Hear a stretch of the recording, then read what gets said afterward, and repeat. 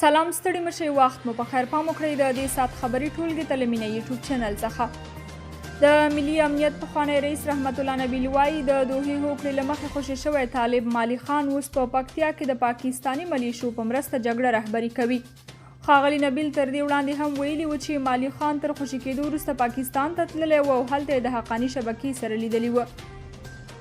پاکستانیان طالبان خپل ساتونکي بللي. واشنګټن کې د پاکستان پخوانی سفیر حسین حقانی وایي پاکستان کې د طالبان زموږ ساتونکي تر نامه لاندې ټویټري ټرند اول کېدل دا ثابتوي چې د دې هیواد د صدر اعظم او د بهرنیو چارو وزیر هغه وینا دروغ ده چې ګواکې افغانستان کې په زور د طالبانو واکمنېدل نه غواړي او ورسره نږدې اړیکې نه لري.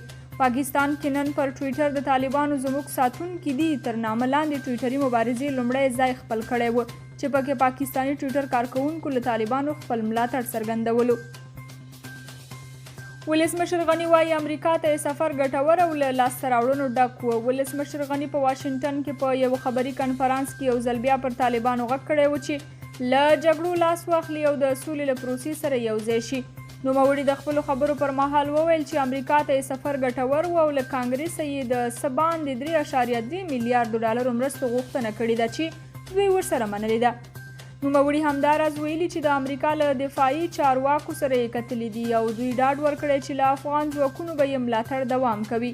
ولسمشر دغه راز ټینګار وکړ چې د امریکا او افغانستان ترمنځ اړیکې پیاوړې دي او له ولسمشر جو بایډن سره یې په کتنه کې د دې اړیکو د لا پیاوړتیا ډاډ ترلاسه کړی دی.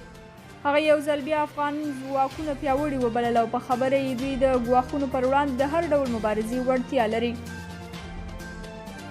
پاکستان وایي د امریکا ولسمشر له لوري عمران خان سره له خبرو بیا ځلې انکار خفه کړي یو. د پاکستان د بهرنیو چارو وزارت وایي جو بایډن بار بار عمران خان سره له خبرو انکار کړی چې دې چارې دوی مایوسه کړي دي. عمران خان همداراز ویلي چې طالبانو ته یې ویلي په زوره د کابل نیولو هڅه مه کوئ. د امریکا ولسمشر جو بایډن له ولسمشر غني او عبدالله سره د خپلې لیدنې پر مهال یو وار بیا ویلي چې افغانستان کې نظامي حضور پر ختمېدو دی. بایډن ټینګار کړی چې د افغانانو ترڅنګ به ولاړ وي او سفارت به یې پخوا په سیر پاتې شي. بایډن افغانستان کې د تاوتریخوالي پر ختمېدو ټینګار کړی او هیله یې څرګنده کړې چې افغانان خپلو کې سوله سره وکړي. امریکایي ځواکونو په بغلان او کندوز کې پر طالبانو هوایي بریدونه کړي. فاکس نیوز د امریکا په دفاع وزارت کې د یوې سرچینې له قوله ویلي چې د امریکا هوایي ځواکونو پرون په بغلان او کندوز ولایتونو کې پر طالبانو د بي پلوټ الوتکې بریدونه کړي دي. د سرچینې په وینا د امریکایي سرتیرو په دغو هوایي بریدونو کې یو شمېر طالبانو ته مرګ ژوبله اوښتې ده. د امریکا پوځ تر دې وړاندې هم ویلي و چې د اړتیا په صورت کې به د افغان سرتیرو هوایي ملاتړ او پر طالبانو بریدونه کوي. خو طالبان بیا دا څه په دوحه کې د امریکا او دوی ترمنځ د شوې هوکړې خلاف عمل بولي. د امریکا د پوځ له لوري دا بریدونه پر داسې مهال ترسره کیږي چې په دې وروستیو کې د افغان سرتیرو او طالبانو ترمنځ جګړو زور اخیستی او ځینې ولسوالۍ د دواړو لورو ترمنځ لاس په لاس شوي دي. تیرو 24 ساعتونو کې 248 طالبان ووژل شول او 130 ټپیان شول او 12 نور ونیول شول. دفاع وزارت وایي دفاعي او امنیتي ځواکونو سره متقابل بریدونو او نښتو کې 248 طالبان ووژل شول او 130 ټپیان شول او 12 نور ونیول شول. همداراز د دښمن یوه اندازه وسلې او مهمات هم له منځه وړل شوي. د دې په خوا کې 42 بېلابېل ډوله ماینونه چې طالبانو د هیواد په مختلفو سیمو کې د ملکي خلکو دفاعي او امنیتي ځواکونو د تګ راتګ په لارو کې ځای پر ځای کړي وو د ملي اردو ځواکونو له لوري کشف او خنثی شول. دغه طالبان د هیواد غزنی، لوګر، کندهار، فاریاب، بلخ، هلمند، کندوز، بغلان، بدخشان او کابل ولایتونو کې وژل شوي او ټپیان شوي او نیول شوي دي.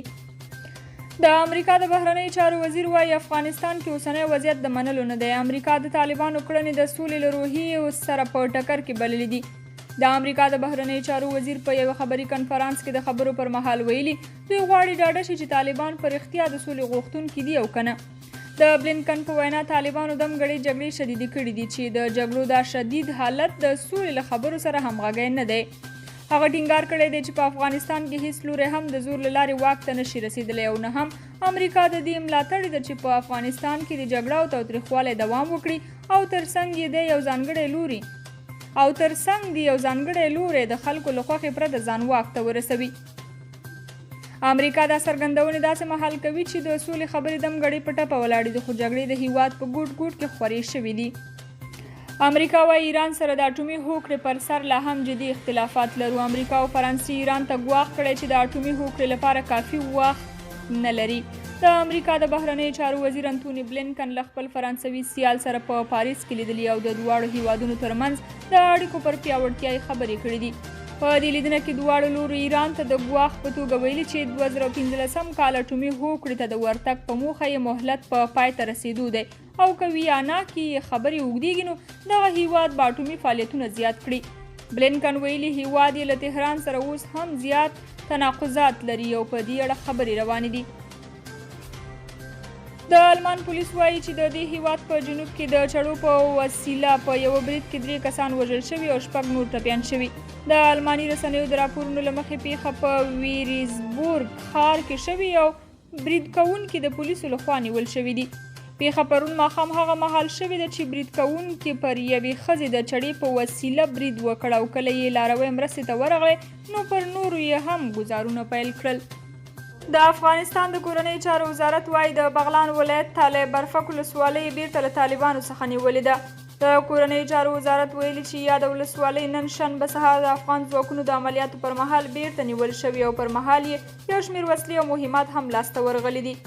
د کورنیو چارو وزارت ویلي چې تېره ورځ یې د بغلان ولایت 2 نورې ولسوالۍ هم له طالبانو ونیولې. طالبانو تر اوسه په دې اړه څه نه دي ویلي. قدرمنو کتونکو دا او د دې ساعت خبرونه تر بیا نور خبرونو خوشحاله شئ. ولرئ د الله په امان.